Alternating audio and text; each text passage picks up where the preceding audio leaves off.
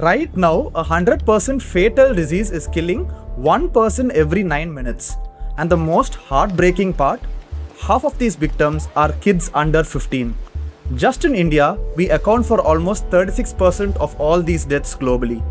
But here is the craziest part. For decades, we've been fighting this crisis completely wrong. We have poured millions into hospitals, and guess what? People are still dying. Why? Because we are literally treating the wrong species. Welcome to episode 6 of the 50 project. Today I'm putting 2 lakh of my own money on the line to attack the root of this crisis, the exact thing that nobody is funding. If you want to know why we are still dying of rabies today, you'll have to look at a medical miracle from 141 years ago. Back on July 6, 1885, Pasteur saved a 9-year-old boy who had been bitten 14 times, inventing the first human rabies vaccine. The math is simple. You get bitten, you get the shots, and you live. We've had the cure for over a century. It works. But here is the massive catch that changes everything. Humans are what scientists call a dead-end host. Treating a human with these vaccines saves the individual, but it does absolutely zero to stop this disease from spreading to the next person. The Indian government allocated a massive 748 crores for rabies control over 5 years. But almost all of it is spent downstream, waiting at the hospital doors for people who are already bitten, instead of treating the dogs that actually carry the virus. By doing this, we practically guarantee that the virus survives on the streets. Now you might be thinking, why not just get rid of the street dogs? The Supreme Court has debated it, but science proves that neutering them makes the problem way worse. When you remove the dogs, it triggers a massive rebound. The survivors get more food, breed faster, and are quickly replaced by highly susceptible, unvaccinated puppies. We literally saw this in Bali, where the threat of neutering terrified owners into moving their dogs, which ended up spreading the virus across an island that used to be totally rabies-free.